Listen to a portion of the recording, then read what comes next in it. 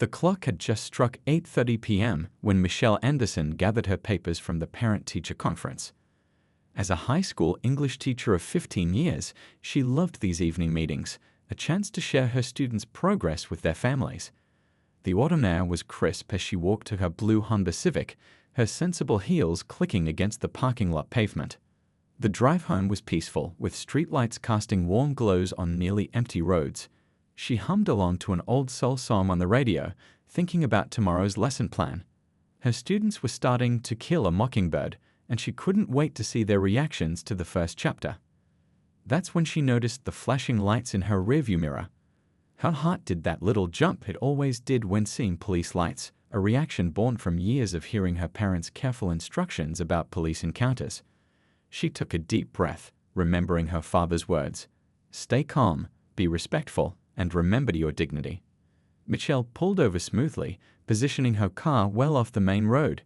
She turned off her music, rolled down her window, and placed both hands on the steering wheel, just as she'd been taught. The cruiser's spotlight made her squint, its harsh beam reflecting off her rearview mirror. Through her side mirror, she watched Officer David Reynolds approach. His hand was resting on his holster, a detail that made her stomach tighten. She noticed how young he looked, probably in his early 30s, with tense shoulders and a rigid walk that spoke of nervousness rather than authority. Ma'am, do you know why I pulled you over? His voice carried that official tone that seemed to come standard with the uniform. No, officer, I don't, Michelle replied, her voice steady despite her racing heart. Your right taillight is out, he said, shining his flashlight toward the back of her car.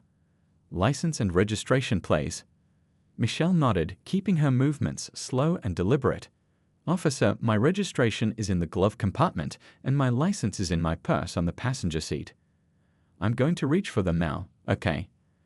She'd said these words countless times before, at routine traffic stops, at sobriety checkpoints, even once when she'd been pulled over for driving exactly the speed limit in a neighborhood where cops thought she didn't belong.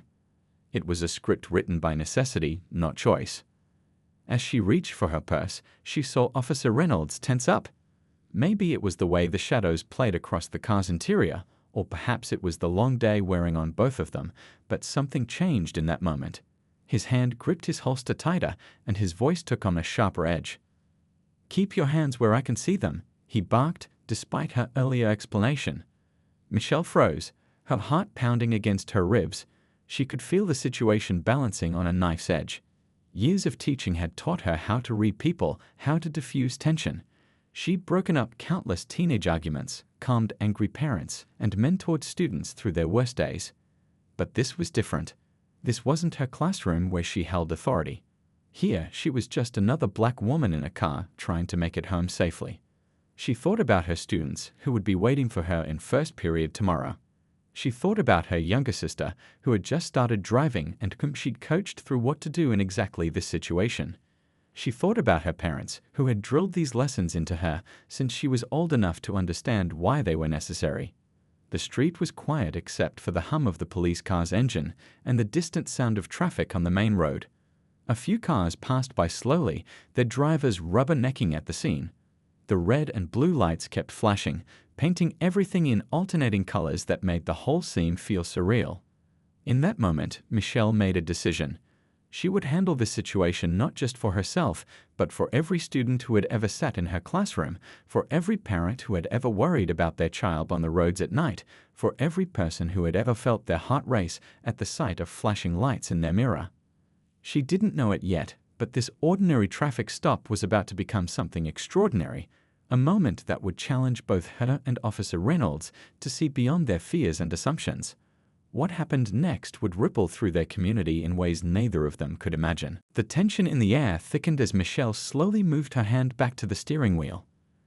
A car drove past, its headlights briefly illuminating the inside of her vehicle.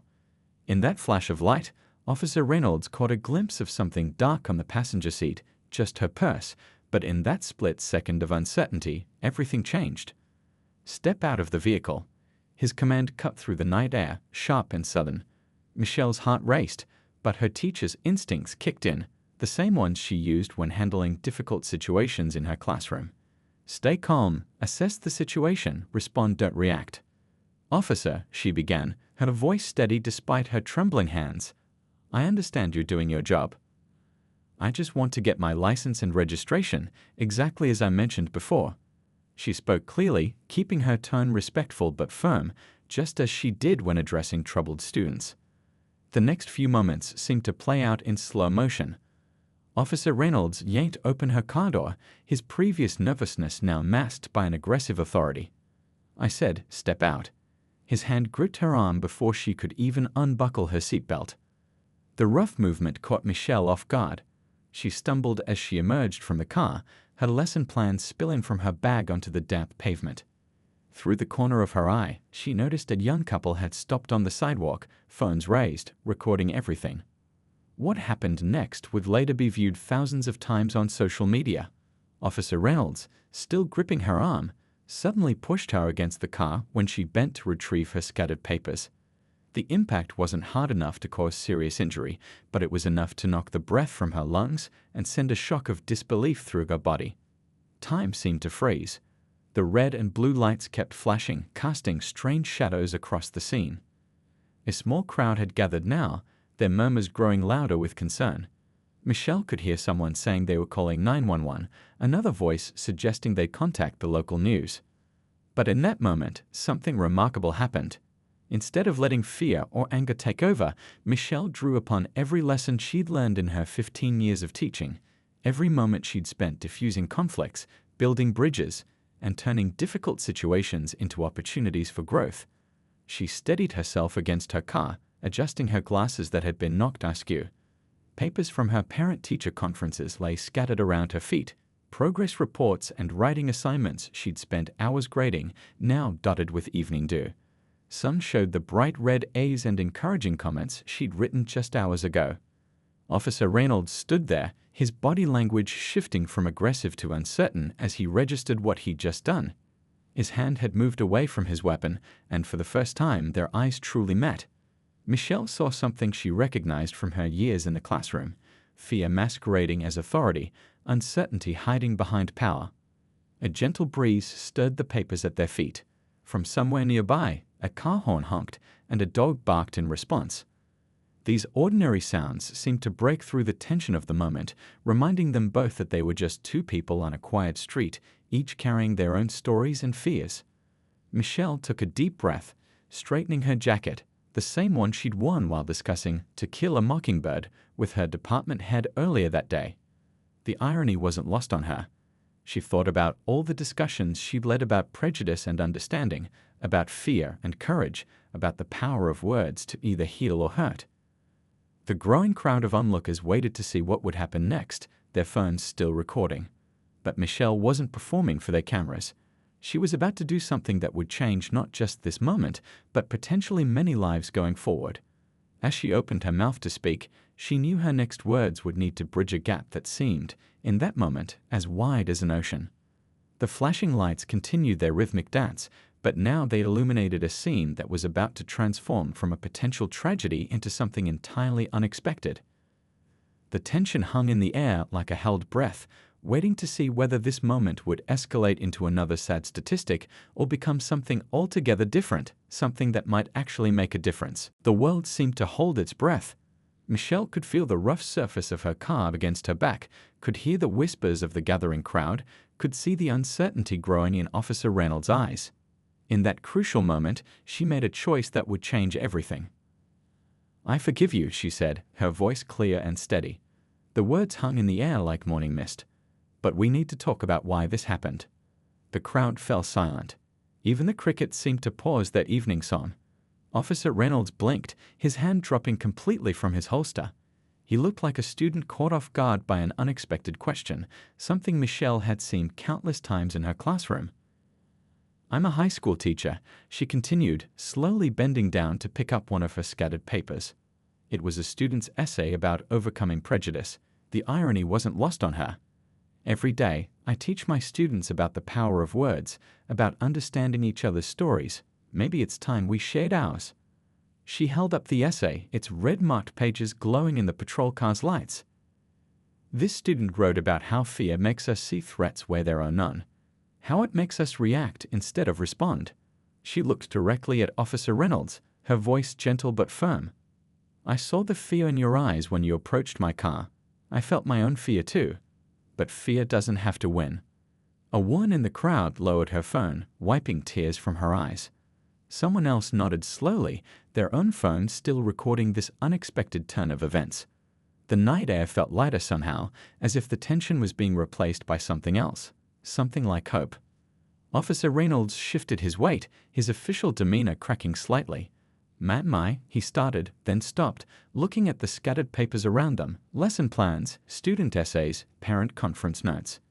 Evidence of a life dedicated to teaching, to understanding, to making a difference. I spend my days teaching teenagers to be brave enough to admit their mistakes," Michelle said, straightening her jacket. "To learn from them. To do better."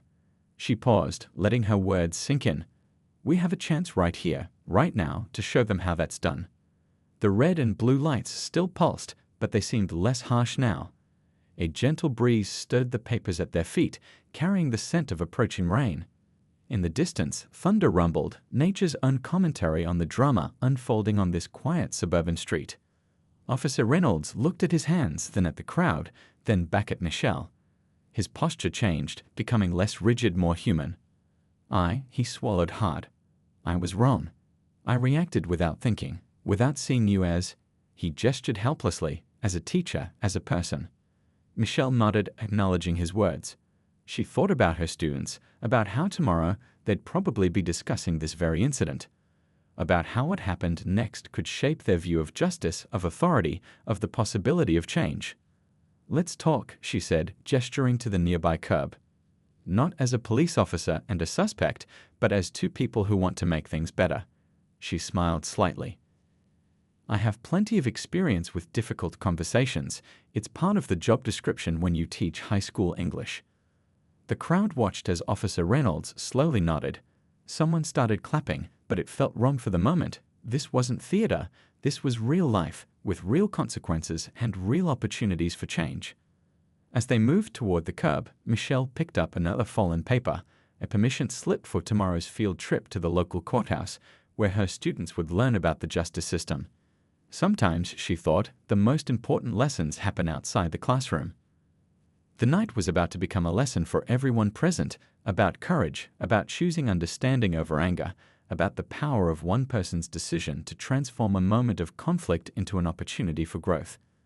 The videos being recorded would later go viral, but not for the reasons anyone initially expected. Sitting on the curb under the glow of streetlights, Michelle and Officer Reynolds created an unusual scene. The patrol car's lights had been turned off, though a small crowd still lingered nearby, their phones lowered but ready. The night air had grown cooler, and somewhere in the distance, a train whistle echoed through the quiet streets. "I've been teaching for 15 years, Michelle began, her voice soft but clear. She held up one of her recovered student papers. "Every day, I walk into my classroom and see 30 different stories sitting in those desks. 30 different lives, 30 different fears, 30 different dreams." Officer Reynolds listened, his hands clasped together, badge glinting in the streetlight.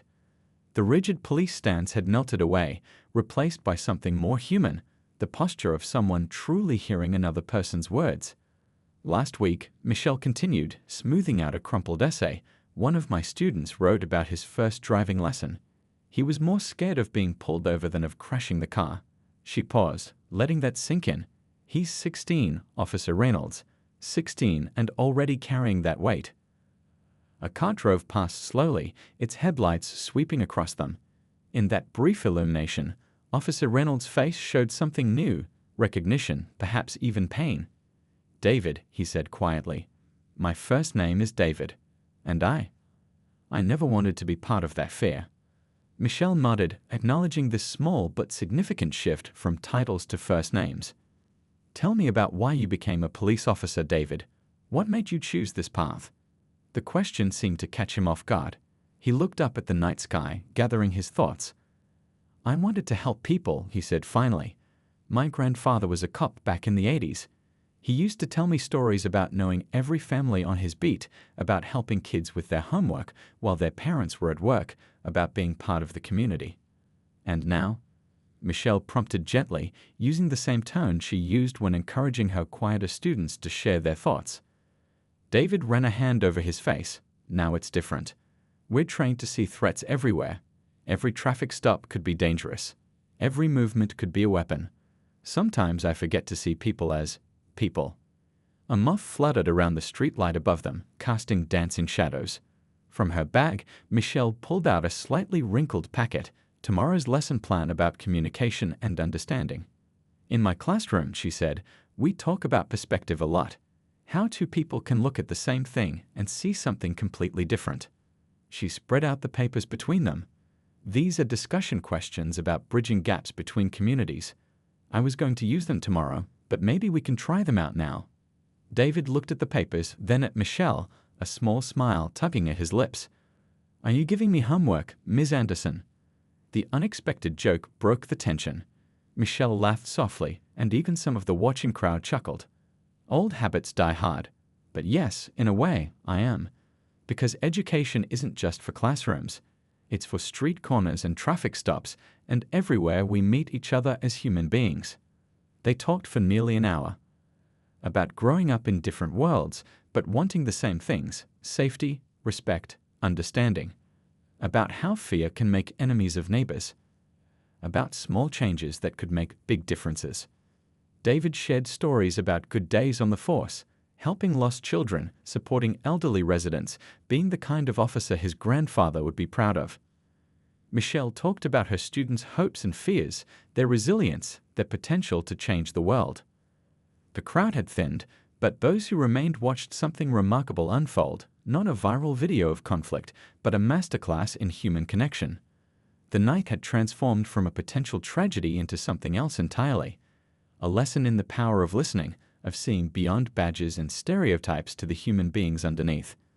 As they talked, more papers from Michelle's bag found their way onto the sidewalk between them, lesson plans and student essays becoming bridges between two different worlds. Each page seemed to represent a possibility, a chance to write a new story, one where understanding replaced fear and dialogue defeated division. The conversation wasn't always easy. There were uncomfortable moments, hard truths, and painful realizations. But like any good lesson, it was these challenging moments that held the most potential for growth. And on that quiet street corner, under the watchful eyes of both stars and smartphone cameras, something was growing. Something that would soon spread far beyond this one night, this one conversation, these two people. The videos started spreading online that very night. But unlike the usual viral clips of conflict and confrontation, these showed something different, something that made people stop, watch, and share for entirely different reasons. The footage captured not just what happened, but what came after, and that made all the difference. By morning, Michelle's first period English class was buzzing with energy. Students had their phones out before the bell even rang, eager to show her the clips that had taken over their social media feeds. But Michelle didn't need to watch them, she'd lived it. Instead, she did what she did best. She turned it into a teaching moment.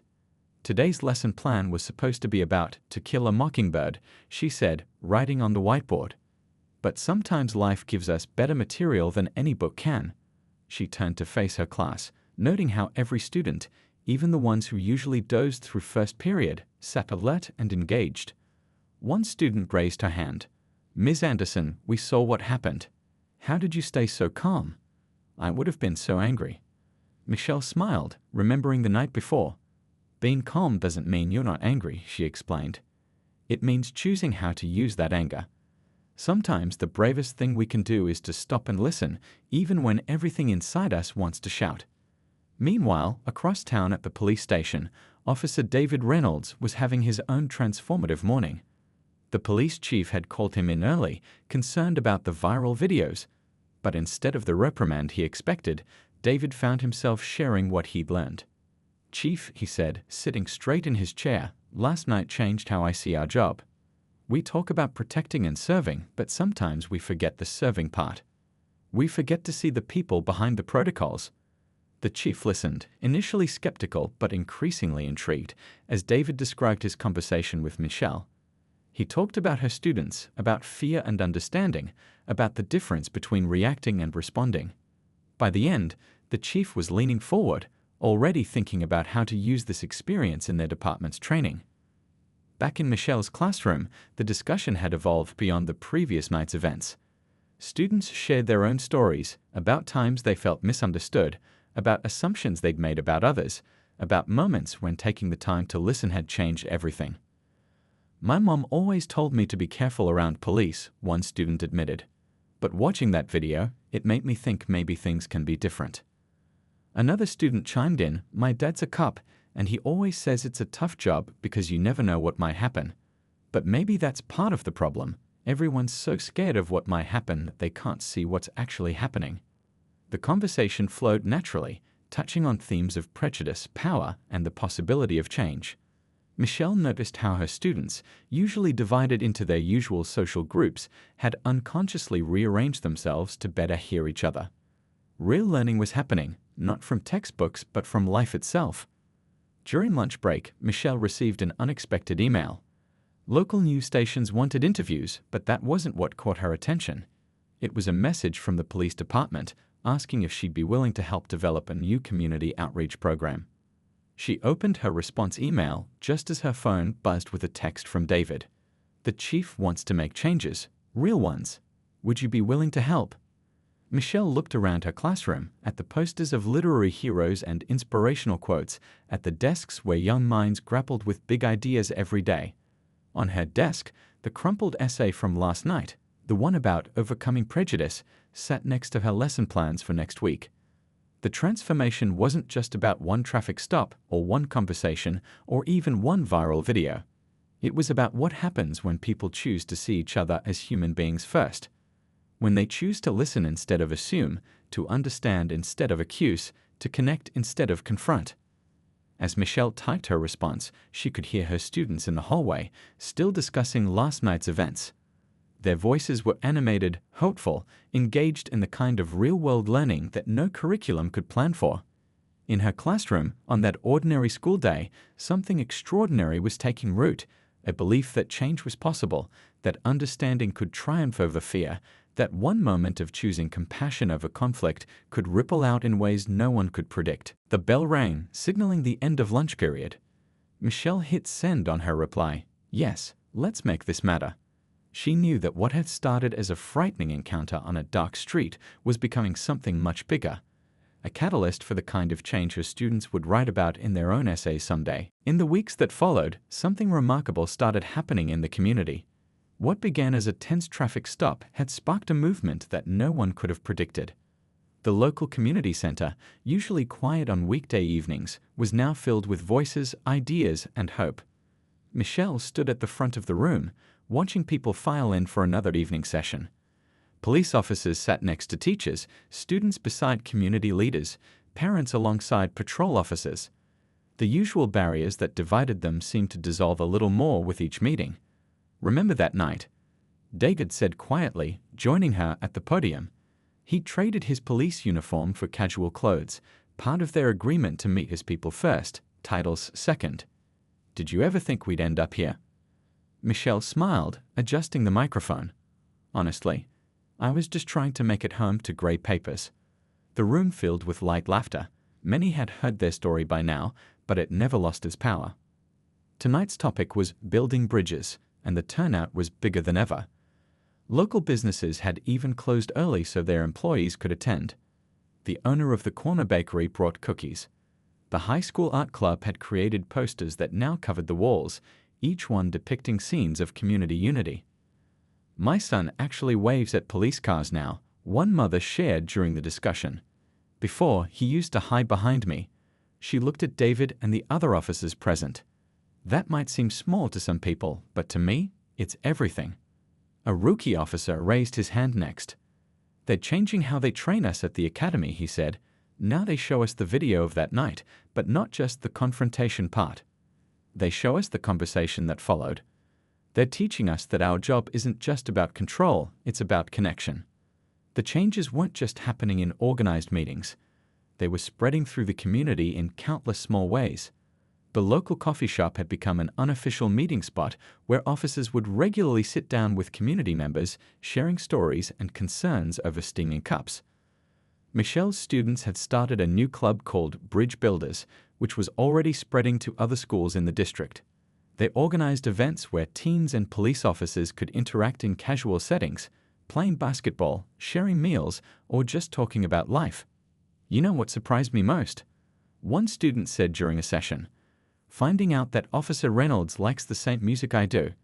It sounds stupid, but it made me realize he's just a regular person." David had his own revelations to share. "Last week, I pulled someone over for speeding," he told the group. "Instead of approaching with my hand on my holster, I walked up smiling, introduced myself by name. The driver was so surprised, he forgot to be nervous. We actually had a real conversation while I wrote the ticket." Local businesses got involved too. The theater offered free movie nights where police officers and community members could mingle before the show. The public library created a special section dedicated to books about communication, understanding, and social change. Michelle's students made sure it stayed well stocked with recommendations. Even the city council took notice. They approved funding for new training programs and community initiatives. The police department revised its protocols, emphasizing de-escalation and communication skills. Body camera footage was now being used not just to monitor incidents, but to identify and celebrate positive interactions between officers and citizens. "It's like ripples in a pond," Michelle explained to a reporter who came to cover their success. "One small change leads to another and another until the whole surface is transformed." The reporter looked around the busy community center, taking notes. "But surely there are still challenges?" she asked. "Of course," David answered honestly. "We're not trying to pretend everything's perfect. We're trying to show that improvement is possible, that conversation is always better than confrontation." Michelle watched as a group of her students demonstrated their peer mediation techniques to a couple of interested police officers. The teens moved with confidence, explaining how they helped resolve conflicts in school. The officers took notes, genuinely interested in learning from these young people. "The real change," Michelle added, "isn't in the big meetings or the new programs. It's in the small moments, when someone chooses to listen instead of judge, to understand instead of assume." As the evening wrapped up, people lingered, chatting in small groups. A student taught an officer a complicated handshake. An elderly resident shared family photos with a rookie cop. A business owner and a patrol officer made plans to co-coach a youth basketball team. Outside, the sun was setting on another day of small victories and tiny transformations. Michelle and David stood in the doorway, watching their community become something new, something better, one conversation at a time. 1 year later, the morning sun streamed through the windows of the newly renovated community center. The walls, once bare, now displayed photographs documenting a year of transformation. At the center was the viral video screenshot that started it all, but it wasn't the moment of confrontation that was featured. Instead, it showed Michelle and Officer David sitting on that curb, talking, surrounded by scattered papers that had become an unexpected bridge between two worlds. "Can you believe it's been a year?" Michelle asked, adjusting a frame. She just finished setting up for today's special anniversary event. The local news crews were already outside, setting up their cameras to capture what had become known as the city's most inspiring success story. David walked in, carrying a stack of new training manuals. "Sometimes it feels like yesterday," he said, "and sometimes it feels like a lifetime ago." He was now the department's community relations director, a position created specifically to build on the changes they'd started. The community center buzzed with activity. Students from Michelle's original class, now seniors, were helping set up chairs. Many wore t-shirts with their own design. A bridge built from books and badges, symbolizing the connection between education and law enforcement. Miss Anderson called one of her former students, now a peer mediator. "Look what we found in the old newspaper archives." She held up a yellowed clipping, the original story about that night. The headline read, "Traffic Stop Transforms Town. A Lesson in Understanding." Michelle smiled, remembering. "Put it next to the new ones," she suggested, pointing to the display of recent articles. The latest headline declared, "City's Police Community Program Becomes National Model." The changes over the past year had been both big and small. The police department had completely revamped its training program, with Michelle and David leading monthly sessions on communication and cultural understanding. But more importantly, the everyday interactions between police and community members had transformed. "Remember that coffee shop meeting last week?" David asked, arranging chairs, when that new officer was having trouble connecting with the teenage skateboarding group. Michelle nodded. "And your veteran sergeant sat down with them, learned some skateboarding terms, and now they high-five him whenever he drives past the park." She laughed. "Those are the moments that matter most." The proof was in the numbers. Complaints against officers had dropped significantly. Community trust ratings had soared. Other cities were sending representatives to learn from their example. But the real success stories were the personal ones. A group of teenagers walked in carrying trays of homemade cookies. They were part of the new Youth Advisory Council, which met regularly with police officers to discuss issues affecting young people. What started as awkward, forced conversations had evolved into genuine friendships.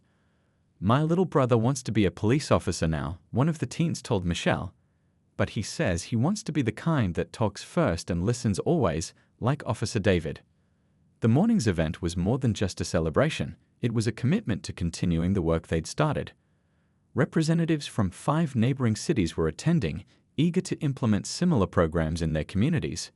"You know what makes me proudest?" Michelle said, watching the room fill with familiar faces: police officers, teachers, students, community leaders, all mixing naturally, comfortably. "It's not the awards or the recognition. It's seeing how normal this all feels now." She pointed to a corner where a rookie officer was helping a student with math homework. Nearby, a veteran sergeant was teaching a grandmother how to use her new phone's safety features. At another table, teenagers were showing an officer how to create a social media post for the department's community outreach page. "A year ago, these scenes would have seemed extraordinary," David observed. "Now they're just Tuesday." The local bakery owner arrived with a special cake decorated with the Bridge Builders logo. "Remember when people used to cross the street when they saw a police car?" she asked, setting up the display. "Now they wave and stop to chat." As people continued to arrive for the anniversary celebration, Michelle found herself back at the photo wall. Each image told a story of change. The first community basketball game between officers and teens, the reading program where officers volunteered at elementary schools, the day the police department hosted an open house and had to set up overflow parking. "You know," David said, joining her at the wall, "that night could have gone so differently. One wrong move, one angry word." Michelle nodded. "But it didn't. And look what happened instead." The room was packed now. Someone started the video presentation they'd prepared. A montage of moments from the past year. Laughter, conversations, handshakes, and hugs. Officers learning to see beyond their badges, community members looking past their fears, everyone discovering the simple truth that change begins with choosing to see the humanity in each other. As Michelle looked around the room, she saw more than just a successful program or a feel-good story. She saw proof that one moment of choosing understanding over anger could ripple out and transform an entire community. The night that could have been another tragic headline had instead become a blueprint for hope. The future wasn't perfect. They all knew that. There would always be more work to do, more bridges to build, more understanding to foster. But they'd shown that change was possible, that communities could heal, that fear could be replaced with trust. One conversation, one connection, one choice at a time.